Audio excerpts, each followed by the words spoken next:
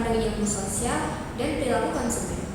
Nah, sebelum masuk ke pembahasannya, aku mau tanya dulu nih ke kalian yang lagi dengerin. Pernah gak sih kalian buka media sosial terus lihat ada orang upload tas baru, sepatu baru, iPhone baru, atau lagi nongkrong di tempat yang lagi viral?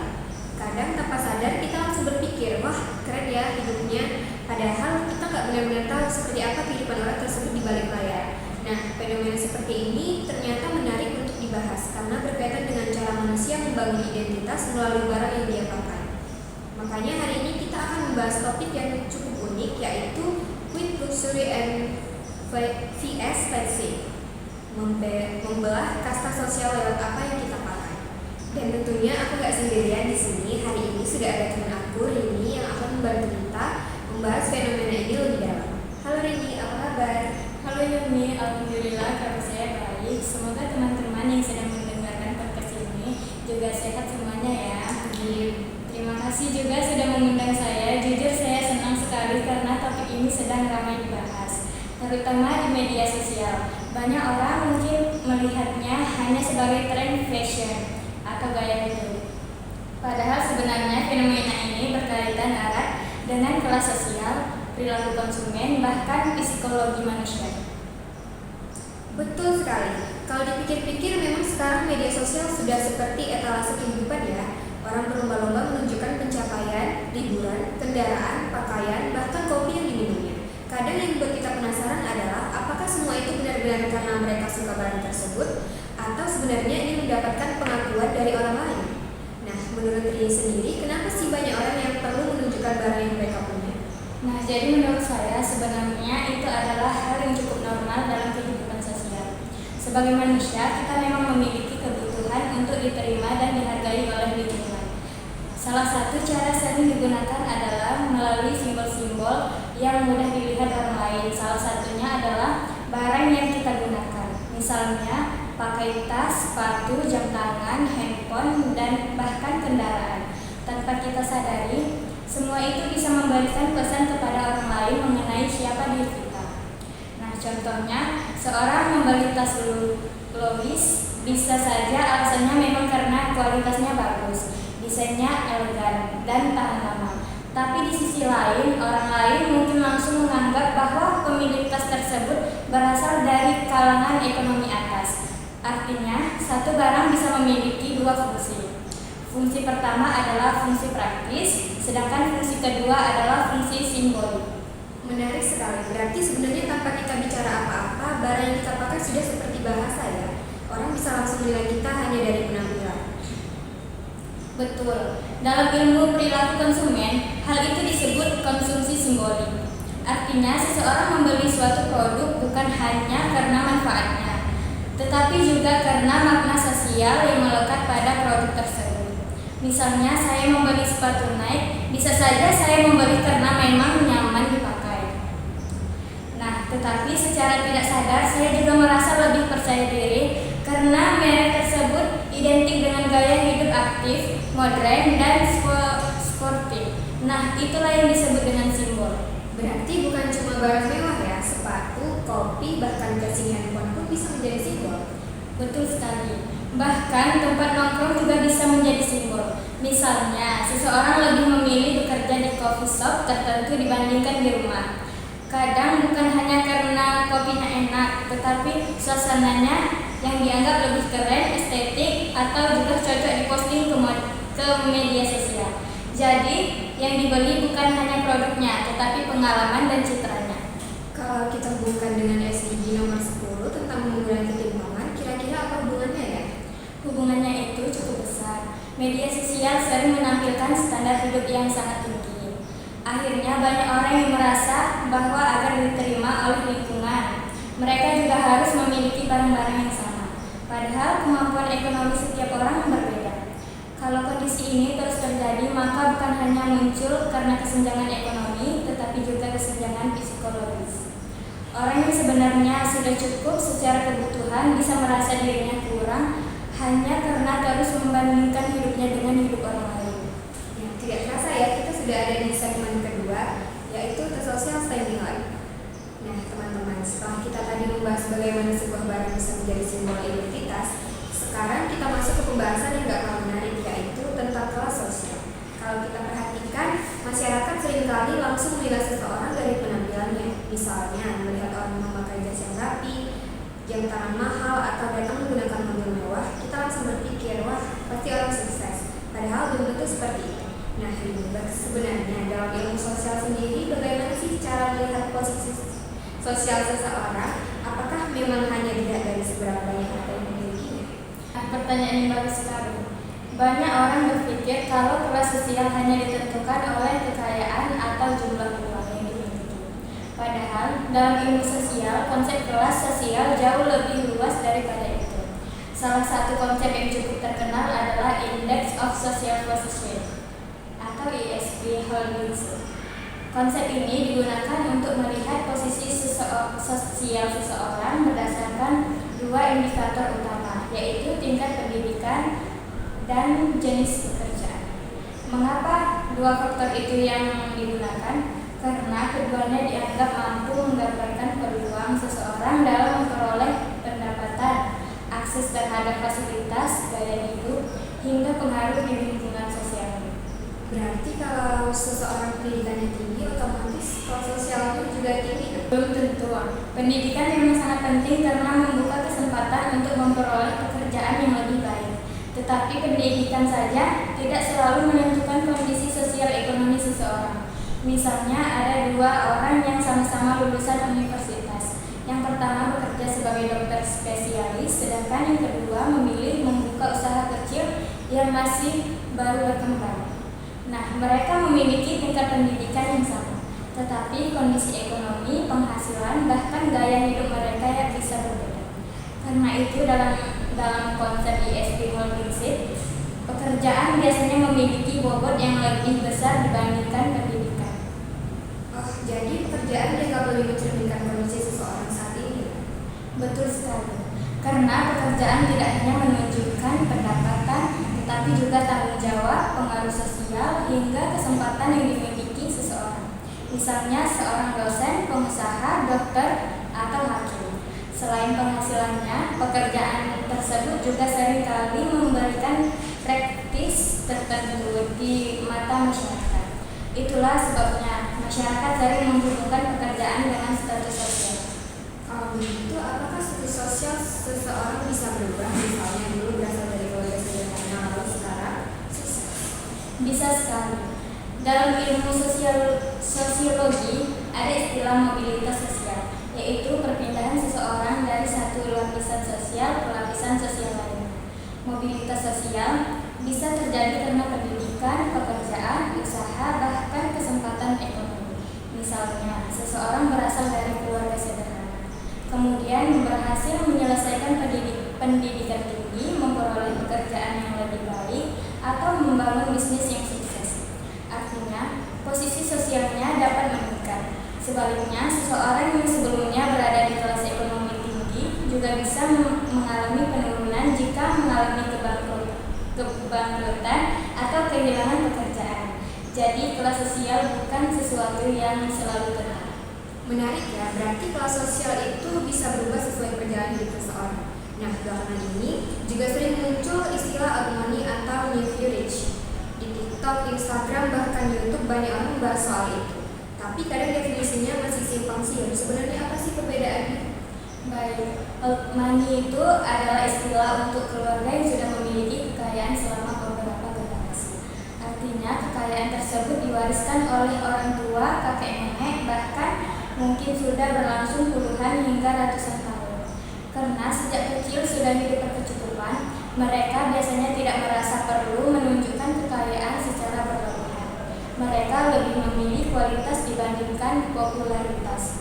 Misalnya, memakai pakaian dengan desain sederhana tanpa logo besar, menggunakan jam tangan klasik, atau membawa tas yang kualitasnya sangat tinggi tetapi tidak terlalu dikenal masyarakat umum. Inilah yang sering disebut dengan quick luxury. Jadi kalau melihat orang berpakaian sangat sederhana, belum tentu kondisi ekonominya biasa saja ya. Betul. Bahkan ada orang yang sangat kaya tetapi tampil sangat sederhana. Karena bagi mereka kualitas tidak harus selalu ditunjukkan melalui logo besar atau barang yang mencolok. menghargai kenyamanan, bahan yang bagus, dan ketahanan produk. Misalnya, memakai pakaian dari merek tertentu yang mungkin harganya belasan hingga puluhan juta rupiah. Tetapi kalau dilihat sekilas bentuknya seperti kaos biasa. Orang yang tidak mengenal merek tersebut mungkin menganggap harganya biasa saja. Nah, kalau leverage bagaimana? Nah, jadi kalau leverage adalah istilah untuk orang-orang yang baru memperoleh peningkatan ekonomi. Misalnya karena bisnisnya berkembang, karirnya meningkat, atau memperoleh penghasilan yang jauh lebih besar dibandingkan sebelumnya. Karena keberhasilan tersebut masih tergolong baru. Sebagian orang ingin menunjukkan pencapaiannya kepada lingkungan sekitar. Caranya bisa melalui rumah, mobil, pakaian, tas, jam tangan, atau barang-barang bermerek yang mudah dikenal. Fenomena inilah yang sering dikaitkan dengan fashion. Kalau melihat media sosial sekarang memang cukup sering ya. Ada yang membuat konten membuka isi garasi mobilnya, koleksi tasnya, koleksi sepatu, bahkan menunjukkan nominal tabungan atau saldo rekening. Apakah itu termasuk fashion? Bisa termasuk tergantung tujuannya. Kalau memang tujuannya berbagi informasi atau memberikan edukasi tertentu berbeda. Tetapi kalau tujuannya hanya ingin menunjukkan bahwa dirinya lebih kaya atau lebih hebat dibandingkan orang lain, itu sudah mendekati perilaku flexing. Nah, flexing itu sendiri bukan hanya soal barang mahal, tetapi tentang usaha untuk memperoleh pengakuan sosial melalui apa yang dimiliki. Kalau begitu, apakah fashion selalu memiliki makna negatif? Tidak selalu. Kita juga harus melihat konteksnya. Misalnya, seseorang berhasil membeli rumah pertama dengan hasil kerja kerasnya, lalu membagikan momen tersebut sebagai bentuk rasa syukur atau motivasi bagi orang lain. Itu tentu berbeda dengan seseorang yang sengaja terus-menerus memamerkan kemewahan hanya agar dianggap lebih tinggi dari orang lain. Nah, jadi yang paling penting itu adalah niat dan dampaknya. Berarti sebenarnya kita juga tidak bisa langsung menghakimi seseorang hanya dari apa yang diunggahnya saja ya? Betul sekali, karena kita tidak bisa benar-benar tahu alasan dibalik unggahan seseorang.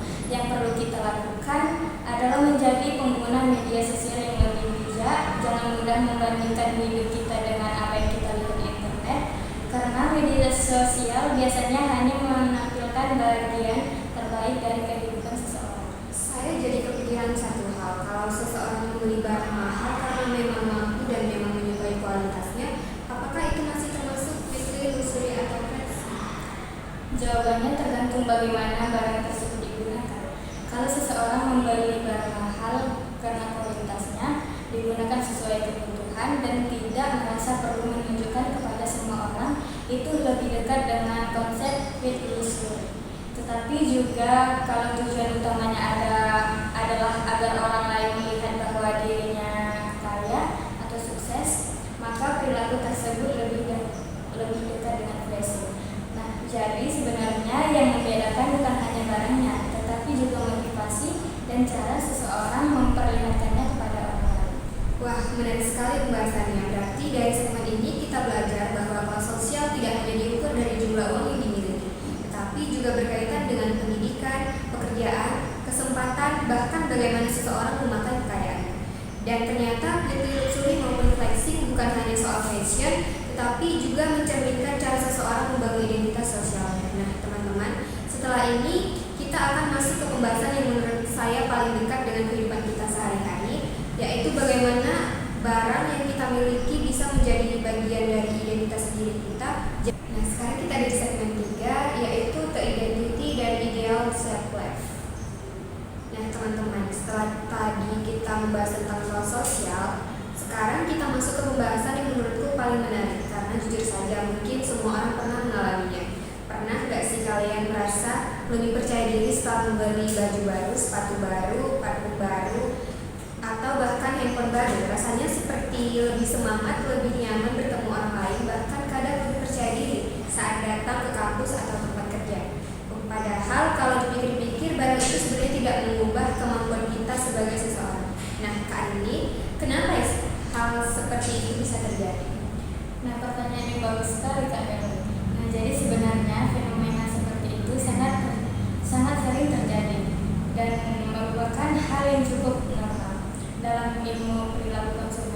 dan psikologi, ada konsep yang disebut self-concept atau konsep diri. Self-concept adalah bagaimana seseorang mengenal, memahami, dan melihat dirinya sendiri.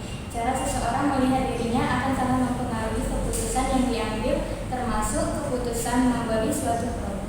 Karena itu, ketika seseorang membeli barang, seringkali yang dibeli bukan hanya fungsi barang tersebut, tetapi juga makna yang diberikan oleh barang itu terhadap dirinya. Jadi sebenarnya kita tidak hanya membeli barang, tetapi juga membeli perasaan yang muncul setelah memiliki barang itu ya. Betul sekali. Misalnya seseorang membeli sepatu olahraga. Kalau dilihat dari fungsinya, sepatu itu digunakan untuk berjalan dan berolahraga. Tetapi secara psikologis, sepatu itu bisa membuat seseorang merasa lebih aktif, lebih sehat, bahkan lebih percaya diri. Begitu juga ketika seseorang membeli pakaian yang menurutnya bagus. Mungkin bajunya tidak membuat kemampuan berbicaranya menjadi lebih baik, tetapi rasa percaya dirinya meningkat. Dan rasa percaya diri itu akhirnya mempengaruhi cara dia berinteraksi dengan orang lain. Wah, jadi ternyata efek psikologisnya cukup besar ya. Saya jadi ingat, kadang ada teman yang bilang kalau pakai outfit ini aku jadi lebih baik presentasi. Padahal isi presentasinya tetap dia yang buat. Nah, itu contohnya yang sangat sederhana. Barang memang tidak mengubah kemampuan seseorang secara langsung, tetapi barang bisa mempengaruhi bagaimana seseorang memandang dirinya sendiri. Ketika seseorang merasa dirinya lebih baik, lebih rapi, atau lebih profesional, biasanya perilakunya juga ikut berubah. Nah, dia menjadi lebih percaya diri berbicara, lebih berani mengungkapkan pendapat, atau lebih nyaman bertemu orang lain. Berarti konsep diri itu sangat mempengaruhi keputusan membeli ya? Betul. Dalam teori self-concept ada 4 dimensi utama yang menjelaskan bagaimana seseorang melihat dirinya. Keempat dimensi itu adalah actual self, ideal self, social self, dan expected self. Nah, boleh dijelaskan satu persatu biar teman-teman yang mendengarkan juga lebih mudah memahaminya. Dan tentu yang pertama adalah actual self. Actual self adalah bagaimana seseorang melihat dirinya saat ini. Misalnya, saya merasa bahwa saya adalah orang yang sederhana, ketika tidak suka mengikuti tren dan memiliki mengutamakan kenyamanan. Nah, karena cara saya memandang diri saya seperti itu, maka ketika membeli pakaian, saya akan memilih yang lebih nyaman dipakai dan sesuai kebutuhan. Saya mungkin tidak terlalu tertarik membeli barang yang sedang viral kalau yang tidak saya perlukan. Nah, jadi keputusan membeli sangat dipengaruhi oleh bagaimana saya melihat diri saya sendiri. Berarti actual self itu benar-benar mencerminkan diri kita yang sekarang ya? Betul. Kemudian yang kedua itu ada ideal self. Ideal self adalah gambaran mengenai diri yang ingin kita capai di masa depan. Misalnya ada mahasiswa yang bercita-cita menjadi seorang pengusaha sukses. Karena memiliki gambaran tersebut, dia mulai memakai pakaian yang lebih formal ketika bertemu klien, membeli tas kerja, atau menggunakan laptop yang mendukung pekerjaannya. Barang-barang tersebut bukan hanya alat, tetapi juga menjadi motivasi agar dirinya semakin dekat dengan cita-cita. Berarti membeli barang karena ingin menjadi pribadi yang lebih baik itu tidak selalu salah. Tidak selalu salah, karena selama masih sesuai kemampuan dan memang memberikan manfaat, masalahnya muncul ketika seseorang memaksakan diri membeli sesuatu hanya demi terlihat seperti orang sukses. Misalnya rela berhutang hanya untuk membeli gadget terbaru, padahal kebutuhan kuliahnya masih bisa dipenuhi dengan gadget lama. Nah, kalau seperti itu keputusan membeli lebih didorong oleh tekanan sosial daripada kebutuhan. Nah, saya rasa ini sering terjadi sekarang. Kadang kita melihat teman memakai barang baru lalu tanpa sadar muncul keinginan untuk ikut membelinya. Betul sekali, karena manusia memang memiliki kecenderungan untuk membandingkan dirinya dengan orang lain. Media sosial juga membuat proses itu semakin cepat. Kita melihat orang lain memakai sesuatu, lalu muncul pikiran, kalau aku punya barang itu mungkin aku juga akan terlihat keren. Padahal belum tentu begitu. Nah, kalau yang ketiga yaitu social self, apa bedanya dengan ideal self? Kalau ideal self adalah bagaimana kita ingin menjadi di masa depan, sedangkan social self adalah bagaimana kita ingin dipandang oleh orang lain saat ini.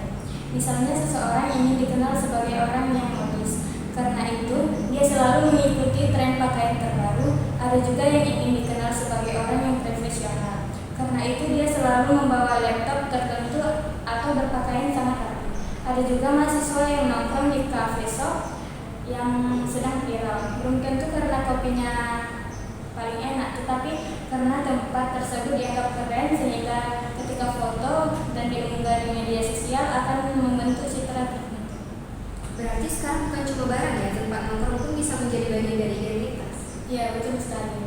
Karena sekarang identitas dibentuk oleh banyak hal, mulai dari berpakaian, kendaraan, gadget, tempat makan, tempat liburan, olahraga dilakukan, bahkan musik yang didengarkan. Semuanya bisa menjadi simbol yang menunjukkan bagaimana seseorang ingin dipandang oleh lingkungan. Nah, sekarang kita masuk ke yang terakhir, yaitu extended self. Jujur saja, istilah ini mungkin masih asing bagi banyak orang. Sebenarnya apa sih maksudnya, Kak Rini? Jadi Kak Hilmi, extended self ini adalah konsep ketika orang yang kita memiliki sudah menjadi bagian dari identitas diri kita sendiri. Artinya kita tidak lagi melihat barang itu sebagai benda biasa. Kita merasa barang tersebut mewakili siapa diri kita. Misalnya seorang fotografer itu, bagi orang lain kamera hanyalah alat untuk mengambil gambar, tetapi bagi fotografer kamera adalah bagian dari perjalanan hidupnya. Dengan kamera itu dia belajar, bekerja, menghasilkan karya, bahkan memperoleh penghasilan. Nah, karena itu kamera memiliki nilai emosional yang tinggi. Begitu juga seseorang musisi dengan gitarnya, atau mahasiswa dengan laptop yang selalu menemaninya mengerjakan tugas hingga larut malam. Barang itu bukan sekedar benda, tapi memiliki citra dan makna. Saya jadi teringat banyak orang yang sangat menjaga barang kesayangannya. Misalnya ada yang sudah berganti beberapa handphone, tapi tetap menyimpan handphone pertama yang dibeli dengan uang hasil kerja sendiri, padahal itu sudah tidak bisa dipakai lagi.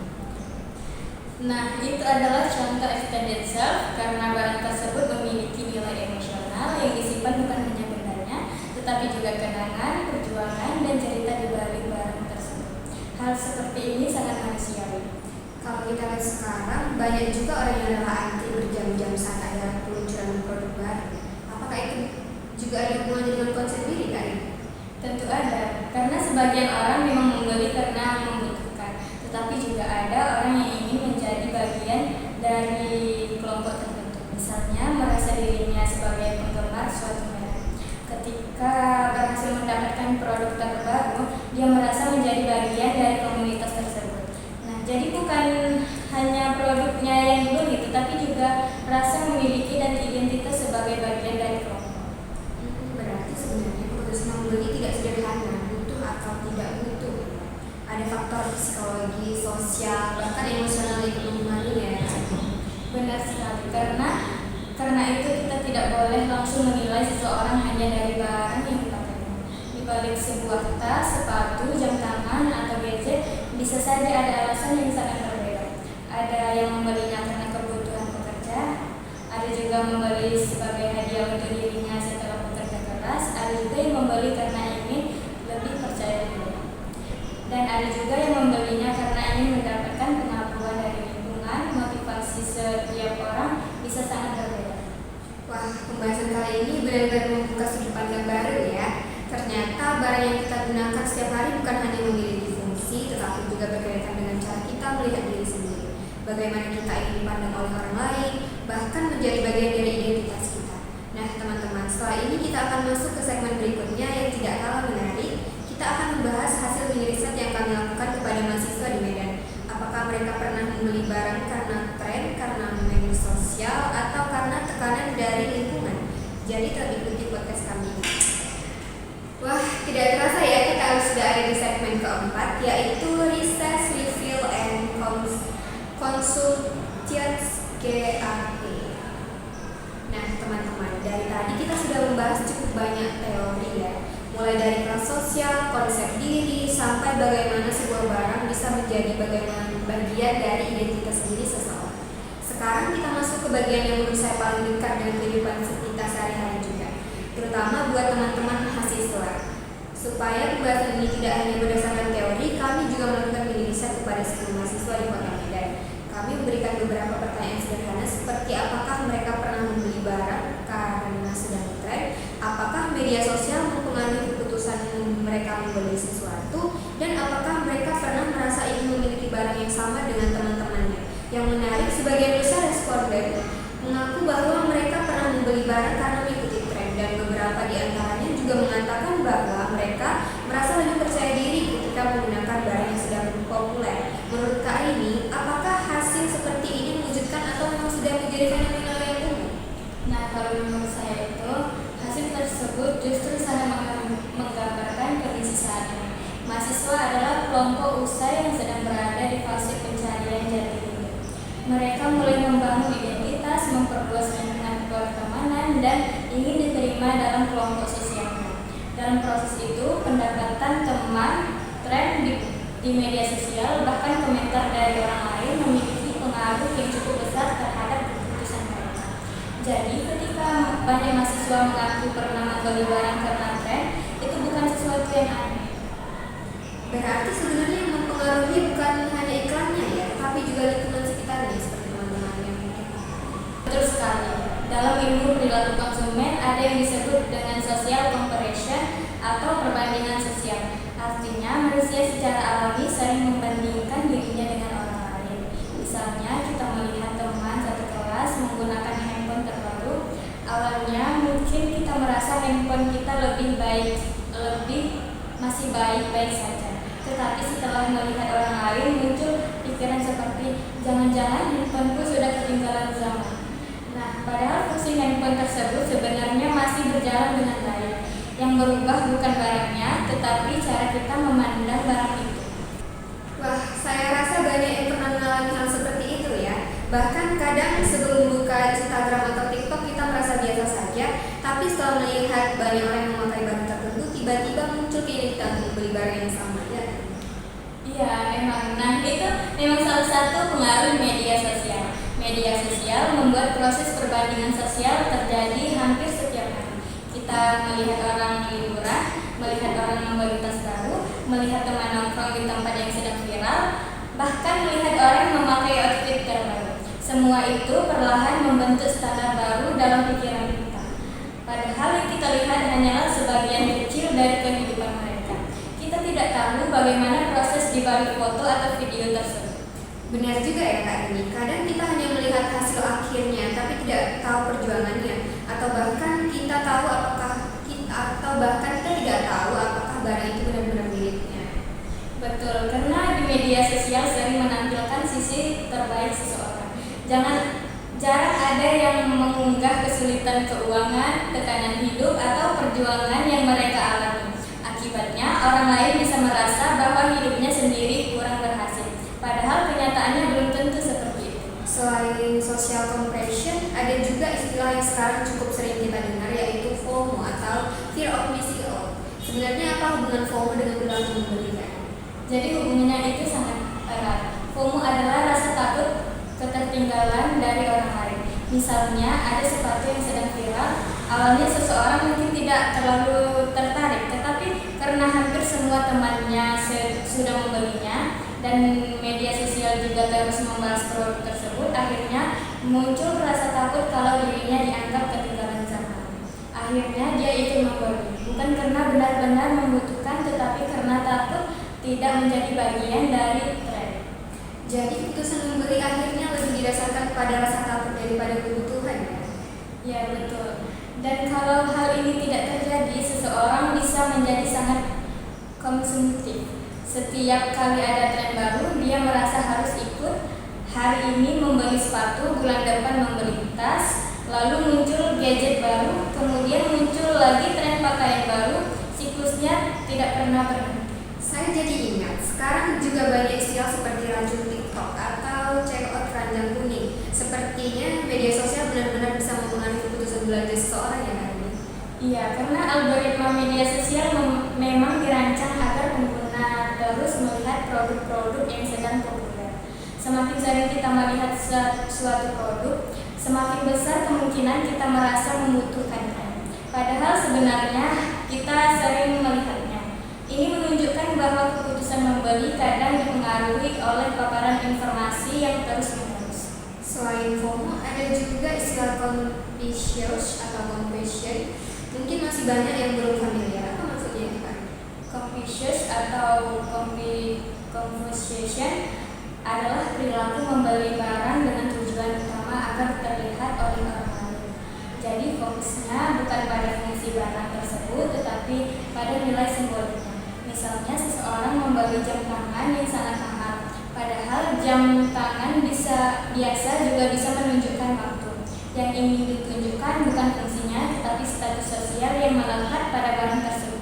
Fenomena ini juga sering dikaitkan dengan flexing. Berarti kalau seseorang membeli sesuatu hanya agar dianggap sukses oleh orang lain, itu termasuk contoh Confucius atau Confucius? Ya, bisa seperti itu.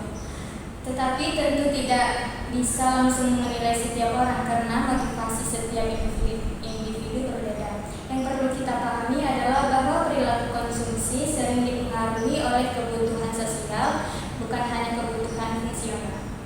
Dan dari hasil mini riset yang kami lakukan juga ada beberapa mahasiswa yang mengaku pernah merasa menyesal setelah membeli barang karena viral. Menurut Kak ini, kenapa penyesalan seperti itu bisa muncul? Nah, karena menurut saya itu karena ketika tren sudah berlalu, seseorang mulai berpikir secara rasional. Dia mulai bertanya, sebenarnya aku beli barang ini untuk apa? Kalau jawabannya hanya karena ikut-ikutan, maka rasa puas biasanya tidak bertahan lama. Berada dengan barang yang memang dibeli karena kebutuhan, kepuasannya biasa lebih lama karena benar-benar digunakan dalam kehidupan sehari-hari. Berarti kepuasan karena tren itu sifatnya sementara ya? Iya, betul sekali. Karena tren sudah berubah, hari ini ada produk yang viral, besok muncul lagi produk lain. Kalau kita terus mengejar tren, kita akan merasa tidak pernah cukup. Nah, saya juga ingin membahas istilah estetik deep. Karena akhir-akhir ini istilah itu cukup sering muncul. Apa sebenarnya maksud dari estetik deep? Estetik itu adalah kondisi ketika seseorang rela mengorbankan kondisi keuangannya demi mempertahankan penampilan atau citra tertentu.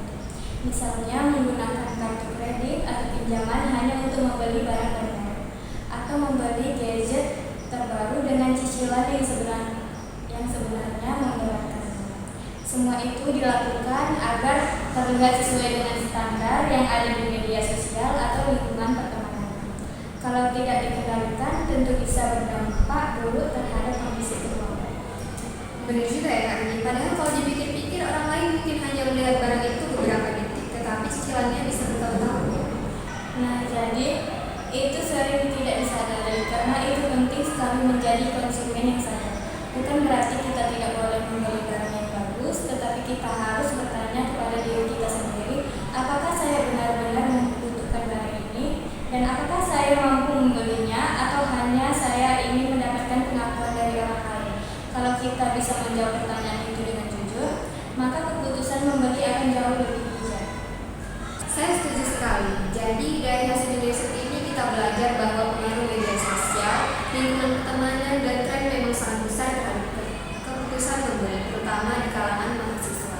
Tetapi pada akhirnya keputusan tetap ada di tangan kita. Apakah kita membeli barang karena kebutuhan atau hanya karena tekanan sosial? Nah teman-teman, setelah ini kita akan masuk ke segmen terakhir. Kita akan membahas bagaimana menjadi konsumen yang lebih sadar, lebih bijak, dan bagaimana fenomena ini bisa dikaitkan dengan tujuan SDG 10 tentang mengurangi ketimpangan sosial.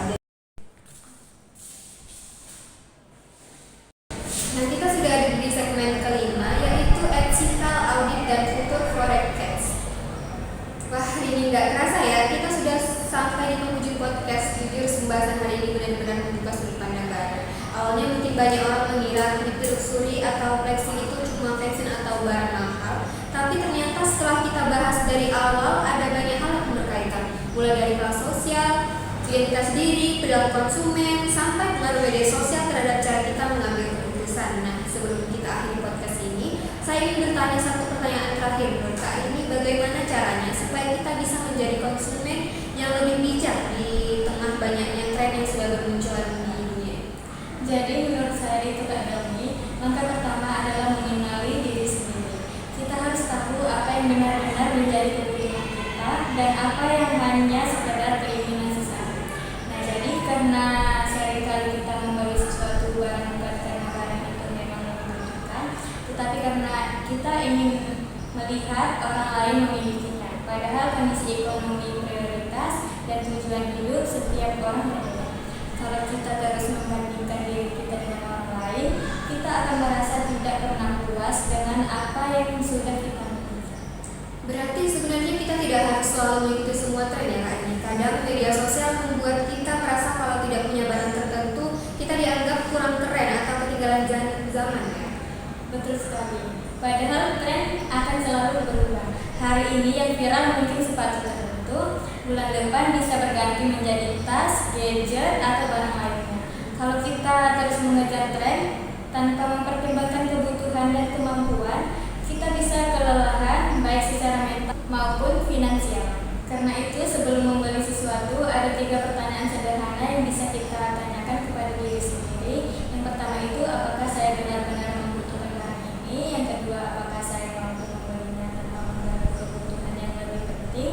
Dan yang ketiga itu, apakah saya membeli barang ini karena saya memang menginginkannya atau hanya karena ingin mendapatkan pengakuan dari orang lain? Kalau kita bisa menjawab 3 pertanyaan ini dengan jujur, biasanya keputusan yang kita ambil akan jauh lebih bijaksana. Saya suka sekali dengan 3 pertanyaan itu, sederhana, tetapi kalau benar-benar dipikirkan bisa membantu kita supaya tidak mudah membeli sesuatu secara impulsif. Selain itu, saya juga merasa pembahasan hari ini mengingatkan kita bahwa nilai seseorang sebenarnya tidak ditentukan oleh merek pakaian, harga tas, atau jenis handphone yang digunakan. Betul. Karena barang memang bisa menjadi bagian dari identitas, tetapi bukan berarti identitas kita sepenuhnya ditentukan oleh barang. Yang membuat seseorang dihargai adalah sikapnya, cara berpikirnya, kemampuan yang dimilikinya, dan bagaimana dia memperlakukan orang lain. Kalau kita terlalu fokus mengejar pengakuan melalui barang, kita justru bisa kehilangan kesempatan untuk mengembangkan kualitas diri yang sebenarnya jauh lebih penting. Selain itu, kalau dikaitkan dengan SDG 10, kita juga diajak untuk tidak mudah menilai seseorang hanya karena penampilannya. Mengurangi ketimpangan bukan hanya tugas pemerintah, tetapi juga dimulai dari cara kita memperlakukan orang lain tanpa membedakan mereka berdasarkan merek pakaian, kendaraan, atau gaya hidup. Setuju sekali. Jadi teman-teman, dari pembahasan hari ini kita belajar bahwa fenomena luxury atau flexing bukan sekedar soal barang mewah atau tren di media sosial. Di baliknya ada pembahasan tentang kelas sosial, konsep diri, perilaku konsumen, dan bagaimana lingkungan mempengaruhi keputusan kita. Yang paling penting, jangan sampai kita mengukur nilai diri kita maupun orang lain hanya dari apa yang kita lihat. Gunakan media sosial dengan bijak, belanjalah sesuai kebutuhan dan kemampuan, serta jangan takut menjadi diri sendiri meskipun tidak mengikuti tren. Terima kasih banyak untuk Kak Arini, teman saya yang sudah berbagi ilmu dan wawasan kita pada episode kali ini. Baik, terima kasih juga kembali Kak Helmi. Senang sekali bisa berbincang di podcast ini. Semoga apa yang kita bahas di hari ini bisa menjadi pengingat bagi kita semua untuk menjadi konsumen yang lebih cerdas, lebih sadar, lebih menghargai diri sendiri tanpa harus bergantung pada pengakuan orang lain. Benar sekali. Baik teman-teman, terima kasih sudah mendengarkan podcast kami dari awal sampai akhir. Semoga obrolan hari ini bisa menambah wawasan dan membuat kita lebih bijak dalam menyikapi tren media sosial dan gaya hidup di era sekarang. Saya Romiati bersama Nini Rahmadani pamit undur diri. Sampai bertemu di episode podcast berikutnya. Tetap semangat, tetap berpikir kritis, dan sampai jumpa. Terima kasih. Wassalamualaikum warahmatullahi wabarakatuh.